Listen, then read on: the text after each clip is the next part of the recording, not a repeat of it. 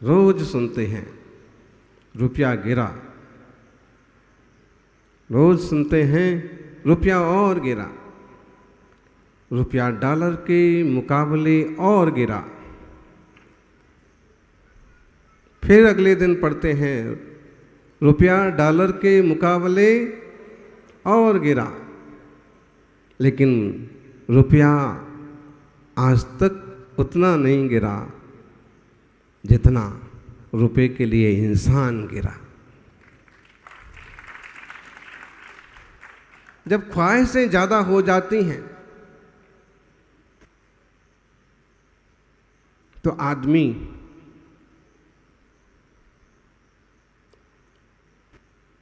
गिरने से भी नीचे गिर जाता है। इसलिए संयम धर्म सिखाने आता है, ख्वाहिशों पर कंट्रोल करो। पेट दुनिया में हर प्राणी का भर सकता है, लेकिन पेटी आज तक पूरी किसी की नहीं भरी।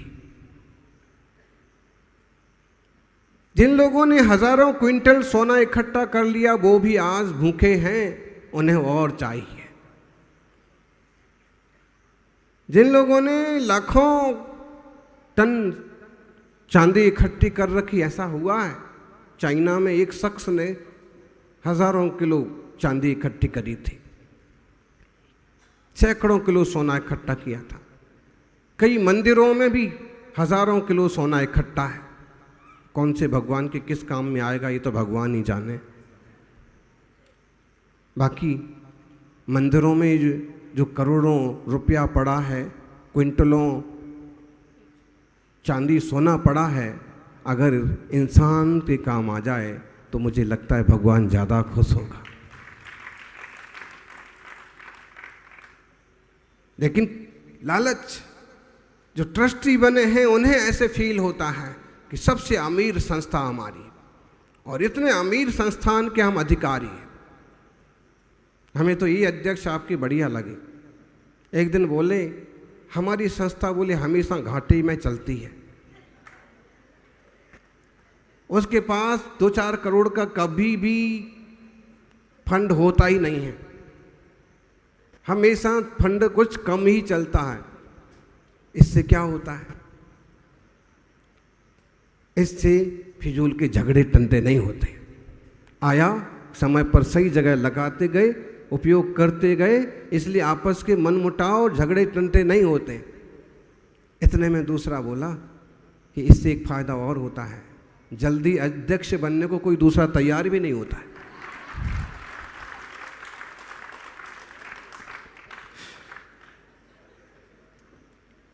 फंड वंड तो कुछ है ही नहीं, और जिसकी नीयत खराब है वो तो और तैयार ही नहीं होगा, है ही नहीं कुछ, तो बोले अध्यक्ष बनने से फायदा भी क्या है।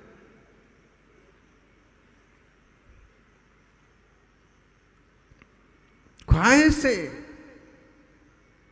तेते पांव पसारिए जेती लांबी सौर। राजा शरणिक के दरबार में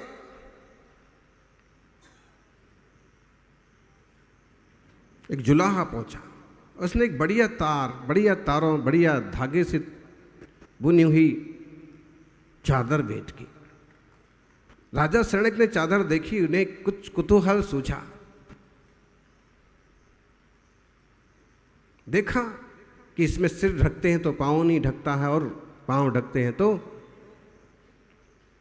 उन्होंने दरबारियों से कहा कि आप में से जो भी इस चादर से मेरा सिर ढक देगा, पाँव ढक देगा, दोनों ढक देगा, उसे मैं बुद्धिमान समझूंगा। सभी लोगों ने कोशिश की, खींचतान भी की, लेकिन पाँव ढकता तो सर नहीं, और सर ढकता तो छुल्लक जी का दुपट्टा होगा। छुल्लक जी का दुपट्टा ऐसा ही होता है, उसके लिए यही प्रावधान है।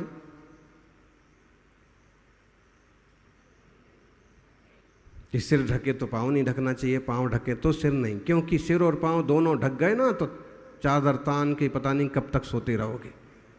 जब कोई जगाने आएगा, दरवाज़ा खटखटाएगा, फिर मालूम पड़ेगा 3 बज गए, दिन के बजे कि रात के, ये भी घड़ी देखने से मालूम पड़े।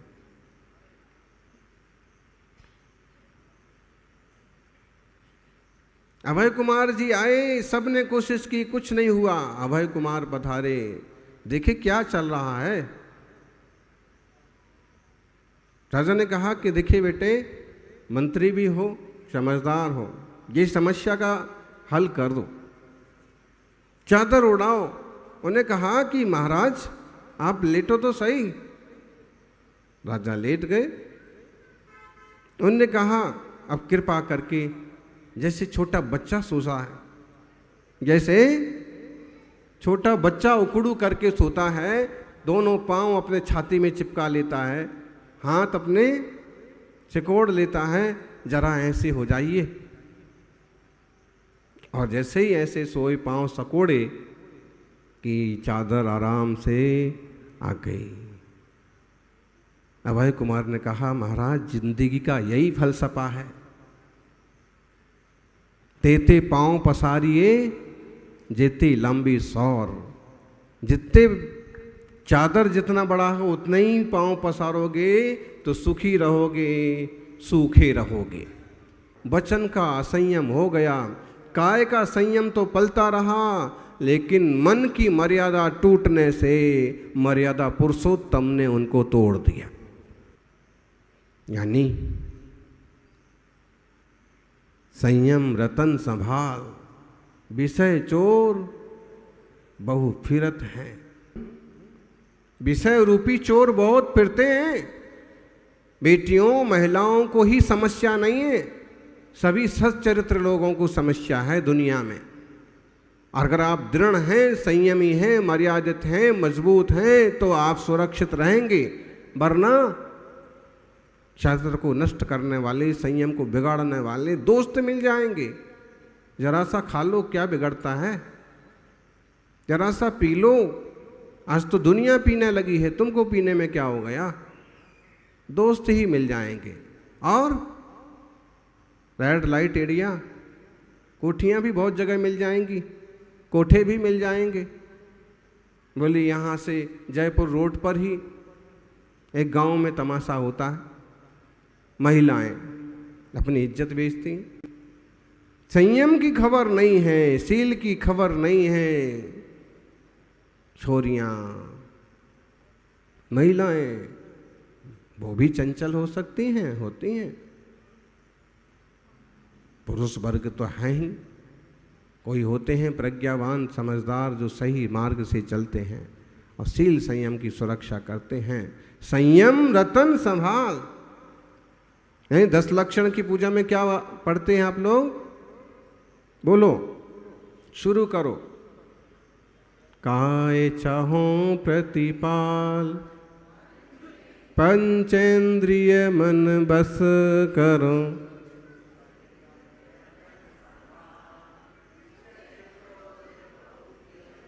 काय छहों प्रतिपाल, 6 कायों के जीव की रक्षा करो। कौन से हैं 6 काय?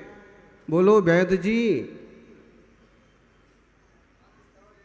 5 स्थावर एक तरह से, ये भी वैद हैं। चलो, सब वेदों में एक वैद ज्यादा समझदार।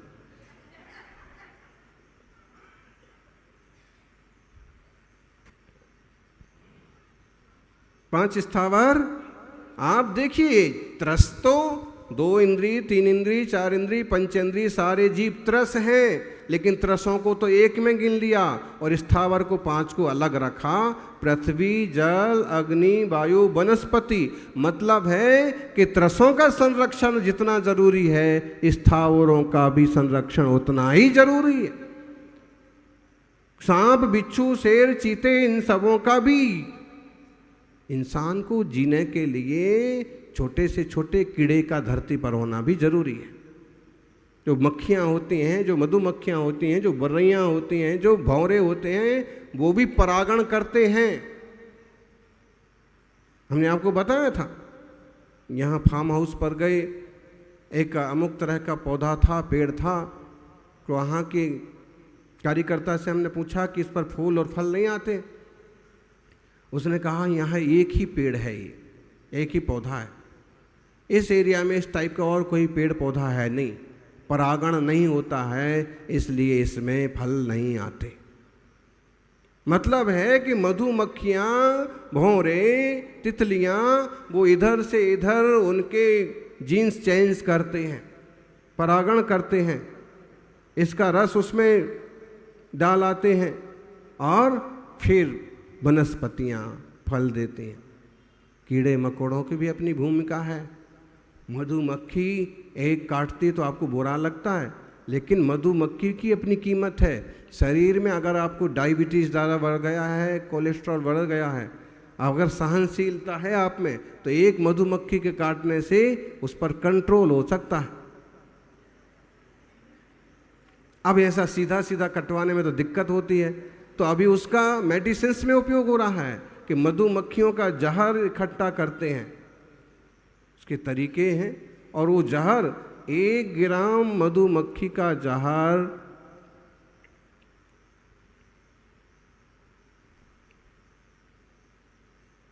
10,000 रुपये का। फिर उसका मेडिसिन्स में प्रयोग करेंगे और वो इस तरह की बीमारियों में काम आएगा। सब जीवों का, जानवरों का, जंतुओं का रहना जरूरी है। तो संयम आप पाल रहे हैं, उसमें आपका ही हित है कि कोई जीव का घात पात ना हो। और पंचेंद्रिय मन बस करो, 5 इंद्रिय और मन भी बस में रखो। 5 इंद्रियां कौन कौन सी हैं? पाटनी जी, पंडित जी, बताइए। बहुत सभी जानते हैं, स्पर्शन, रसन, घ्राण, चक्षु और कर्ण। और मन है सबको बॉस।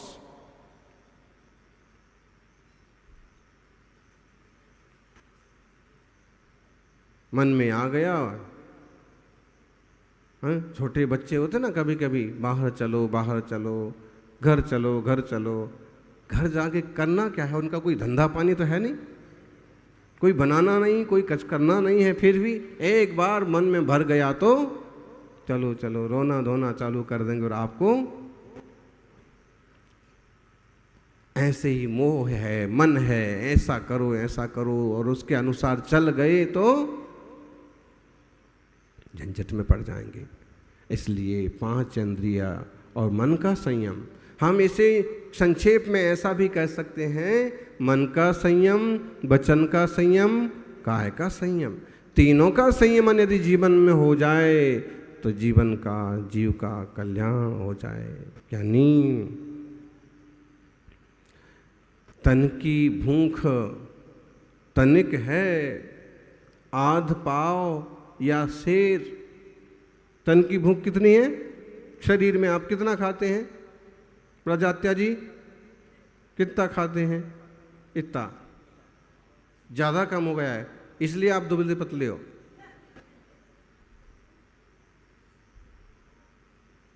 तो भी कितना खाएगा आदमी? इतना खाएगा।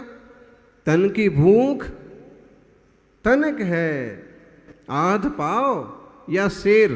शेर मतलब शेर, वो पहले नापने तोलने का। आध पाव या शेर 1 किलो मान लो। लेकिन मन की भूख बहुत है, चाहे मिले सुमेर। कोधा जी है ना, मन की भूख कितनी है? सुमेरु पर्वत लाके रख दो उसको, रुपए रुपए दे दो।